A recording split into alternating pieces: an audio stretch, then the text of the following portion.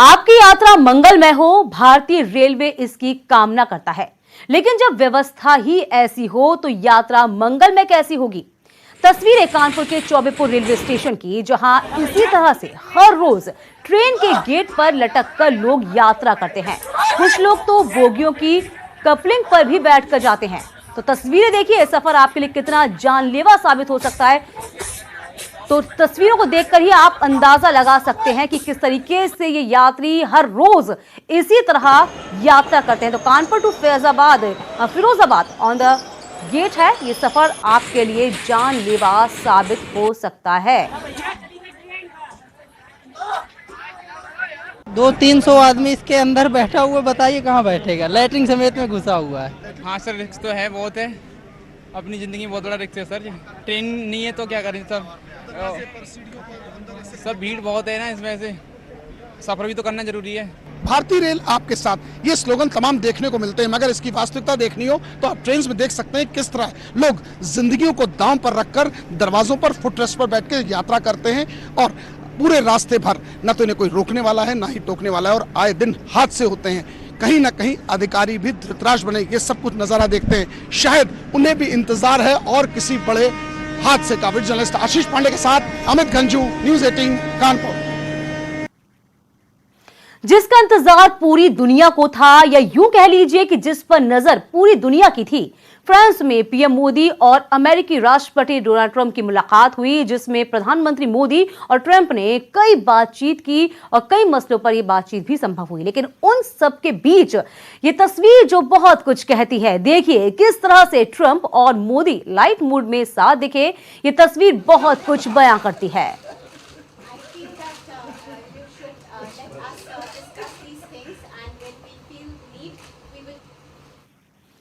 और इस मुलाकात से पहले डोनाल्ड ट्रंप ने कई बार सोशल मीडिया और मीडिया के जरिए कहा था कि वो जब पीएम मोदी से मिलेंगे तो कश्मीर के मसले पर बात करेंगे। बातचीत भी हुई, लेकिन पीएम मोदी ने दो टूक कह दिया कि मामला द्विपक्षीय है, इसमें किसी देश को तकलीफ उठाने की जरूरत नहीं। पाकिस्तान के सारे इश्यूज बायलैटरल है और इसलिए हम दुनिया के किसी भी देश को इनके लिए कष्ट नहीं देते हैं। और मुझे विश्वास है कि भारत और पाकिस्तान जो 1947 के पहले एक ही थे, हम मिलजुल करके हमारी समस्याओं पर चर्चा भी कर सकते हैं और समाधान भी कर सकते हैं। इस बीच बड़ी खबर आपको बता दें, पीएम मोदी और ट्रंप की मुलाकात के बाद इमरान खान बौखला गए हैं। जी हां, इमरान खान ने परमाणु हमले की धमकी दे दी है। तो पाकिस्तान की सेना तैयार है, इमरान खान का यह कहना है। तो बड़ी खबर आपको बता दें, ट्रंप और मोदी की मुलाकात से इमरान खान इस कदर बौखला गए हैं कि एक बार फिर से उन्होंने परमाणु हमले की धमकी का जिक्र कर दिया है। तो वैसे भी इमरान खान भौखलाया हुआ है। 370 धारा कश्मीर से जब से हटी है तो हर मोर्चे पर, हर जगह इमरान खान इस पूरे मामले को लेकर जाना चाहता था। और यह भी इमरान खान ने कह दिया कि 370 हटाकर मोदी ने गलती की है। वहीं मोदी ट्रंप की जो मुलाकात हुई, आज जो जेस्चर दोनों के बीच देखने को मिला, जिस तरीके से दोनों के बीच गर्मजोशी से जो मुलाकात हुई थी और जो उनका संबंध दिख रहा था, जिस तरीके से लाइट मूड में दिखाई दे रहे थे, इस पर अब इमरान खान बेहद बौखला गया।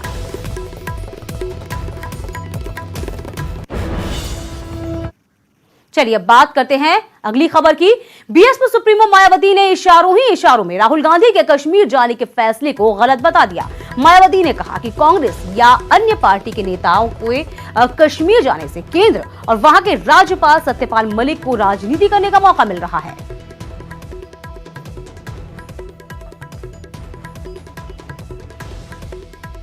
इधर एसपी अध्यक्ष अखिलेश यादव ने लखनऊ में प्रेस कॉन्फ्रेंस करके सरकार की नीतियों पर सवाल खड़े किए हैं। अखिलेश ने कहा है कि प्रदेश में कानून की व्यवस्था ठीक नहीं।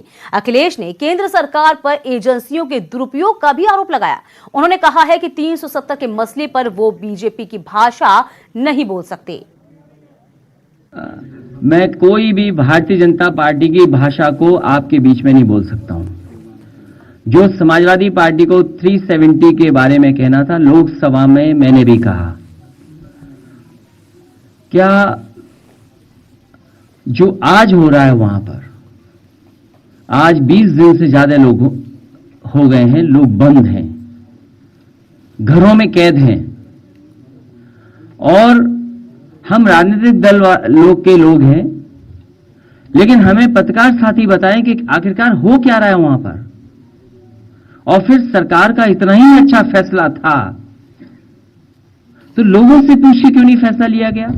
और ईडी, सीबीआई और डर, ये नए लोकतंत्र का, नए भारत का ये नया लोकतंत्र है। ये डरा करके और नफरत फैला करके राजनीति करना चाहते हैं। डिप्टी सीएम केशव मौर्य ने मायावती के समर्थन का स्वागत किया। उन्होंने कहा कि राष्ट्रहित के मामलों पर दलगत राजनीति से ऊपर उठकर सोचना चाहिए। मायावती जी ने जब धारा 370 को लेकर के संसद में मतदान हुआ तो उस समय बसपा की ओर से समर्थन दिया गया, और आज उन्होंने कश्मीर के मुद्दे पर और कांग्रेस और अन्य विपक्षी दलों के बारे में जो अपने ट्वीट के माध्यम से सवाल उठाया है, उनको धन्यवाद देता हूँ। जो राष्ट्रहित के मुद्दे हों, जो राष्ट्रीय महत्व के मुद्दे हों, जो जम्मू कश्मीर की 70 साल पुरानी समस्या थी, उसमें दलगत राजनीति से लोगों को ऊपर उठना चाहिए। एक बाबा पहले संत थे, अब नेता बन गए। नेतागिरी का चस्का ऐसा लगा कि जुबान कुछ भी कहने लगी। जी हां, हम बात कर रहे हैं सदैव विवादों में रहने वाले उन्नाव से बीजेपी सांसद साक्षी महाराज की। एक बार फिर से साक्षी महाराज ने बेहद विवादित बयान दे दिया। विवादित महाराज के बिगड़े बोल। साक्षी महाराज ने किसे ललकारा? कौन चाहता था साक्षी महाराज को हराना? फिर ढूंढ लिया विवाद का नया बहाना। कुछ लोगों ने पहले टिकट काटने का प्रयास किया, वो तो समझ रहे टिकट कट ही जाएगा। हमने कहा किसी की मां ने दूध नहीं पिलाया जो हमारी टिकट काट दो। तन पर भगवा वस्त्र, चेहरे पर साधुओं वाली दाढ़ी, ललाट पर चंदन का टीका, लेकिन जुबान ऐसी कि जब भी खोलते हैं लगता है कि इनके संस्कार संतों वाले नहीं हैं। कुछ लोगों ने पहले टिकट काटने का प्रयास किया, वो तो समझ रहे टिकट कट ही जाएगा। हमने कहा किसी की मां ने दूध नहीं पिलाया जो हमारी टिकट काट दो। तालियों की गड़गड़ाहट ने साफ कर दिया है कि क्या जोरदार बयान दिया है नेताजी ने। लेकिन नेताजी का ये बयान विवादित है, क्योंकि ये नेताजी विवादित बयान देने के लिए ही जाने पहचाने जाते हैं। लोकसभा चुनाव से पहले उन्नाव की गलियों में चर्चा आम थी कि साक्षी महाराज का टिकट कट सकता है, लेकिन नहीं कटा और साक्षी महाराज जीतकर सांसद बन गए। अब जब जीत गए तो जनता के बीच अपने काम गिनाने की बजाय विरोधियों को ललकार रहे हैं। कुछ लोगों ने पहले टिकट काटने का प्रयास किया, वो तो समझ रहे टिकट कट ही जाएगा। हमने कहा किसी की मां ने दूध नहीं पिलाया जो हमारी टिकट काट दो। और जब टिकट नहीं कटा तो फिर हराने का प्रयास किया पूरी ताकत से। कुछ अपने लोगों ने भी किया, लेकिन वहां मैं किसकी प्रशंसा करूं? जैसे यहां क्षत्रिय समाज पूरी तरह हमारे साथ रहता था। लोधी तो एक दो फिसल गया होगा, लेकिन क्षत्रिय समाज ने तन मन धन से वहां मेरा सहयोग किया। पाल समाज ने तन मन धन से मेरा सहयोग किया। पासी समाज ने तन मन धन से मेरा सहयोग किया। और सारी जातियों ने, हराने वाले कुछ मुट्ठी भर लोग हरा रहे थे, लेकिन सारा उन्नाव मुझे जिताने में लगा था। तो आखिर कौन थे वो मुट्ठी भर लोग जो साक्षी महाराज को हराना चाहते थे? क्या साक्षी महाराज खुद को सुर्खियों में बनाए रखने के लिए खुद ही दुश्मन भी पैदा कर लेते हैं और फिर खुद ही उस दुश्मन को मंच से ललकारते भी हैं? या सच में इनके बयानों में कोई सच्चाई है? फिलहाल तो ये साक्षी महाराज के सियासी स्टंट से ज्यादा कुछ नहीं लगता। Bureau report, news 18। रामपुर के एसपी सांसद आजम खां के बेटे अब्दुल्ला आजम इलाहाबाद हाईकोर्ट में पेश हुए और अपना बयान दर्ज कराया। उन्होंने अपने निर्वाचन को चुनौती देने वाली याचिका को राजनीति से प्रेरित बताया। उन्होंने कहा कि बगैर किसी तथ्य के जन्मतिथि को लेकर अदालत में घसीटा जा रहा है। अब्दुल्ला आजम ने कहा कि उनके वालिद रामपुर से लोकसभा चुनाव जीत गए, इसलिए उन्हें तरह तरह के केस दर्ज कर परेशान किया जा रहा है। आपको बता दें कि स्वार के एसपी विधायक अब्दुल्ला आजम के खिलाफ दायर याचिका में उनके चुनाव लड़ने की योग्यता पर सवाल खड़े करते हुए उनका निर्वाचन रद्द करने की मांग की गई है। पेशी जो भी हुई है आज, वो सिर्फ उम्र के मामले में हुई है। जो मेरी उम्र के खिलाफ एक इलेक्शन पिटीशन है, उसमें मेरी गवाही थी और मैंने अपनी गवाही दर्ज करा दी है। क्या था पूरा मामला? जो चुनाव हारे हैं, उन्होंने एक इलेक्शन पिटीशन दायर किया था कि मेरी उम्र चुनाव लड़ने के लिए 25 साल नहीं थी, तो उसी के मतलब उसी की सुनवाई के लिए था। बहरहाल तो उसमें हमने अपनी गवाही दर्ज करा दी है। सबकी गवाहियाँ हो गई हैं, बस मेरी एक गवाही बाकी रह गई थी और दर्ज हो गई है कोर्ट में। हमीरपुर विधानसभा में उपचुनाव की घोषणा के साथ ही चुनावी आचार संहिता भी लागू हो गई है और इसी को लेकर आज जिले के आला प्रशासनिक अधिकारियों की बैठक हुई। इसमें आदर्श आचार संहिता का अनुपालन सुनिश्चित करने के आदेश दिए गए। दरअसल इस सीट से बीजेपी के अशोक चंदेल विधायक थे, लेकिन 5 लोगों के सामूहिक हत्याकांड में दोषी पाए जाने पर उन्हें सजा हो गई। इसके बाद अब इस सीट पर उपचुनाव होना है और इस सीट पर 23 सितंबर को वोट डाले जाएंगे और 27 सितंबर को परिणाम घोषित किए जाएंगे। आदर्श आचार संहिता लागू हो चुकी है। इसी के दृष्टिगत आज समस्त प्रभारी अधिकारियों की बैठक ली गई और साथ ही साथ जो आदर्श आचार संहिता के महत्वपूर्ण बिंदु थे, इन बिंदुओं के ऊपर विस्तार में चर्चा की गई। जो मुख्य डेट्स हैं वो 28 अगस्त से नामांकन प्रारंभ हो जाएगा। 4 सितंबर 2019 नामांकन का आखिरी दिन है। 5 सितंबर 2019 स्क्रूटनी का डेट है और 7 सितंबर 2019 विड्रॉल का आखिरी डेट है। पोल का डेट अर्थात जिस दिन वोटिंग होगी वो 23 सितंबर 2019 है और 27 सितंबर 2019 डेट ऑफ काउंटिंग है।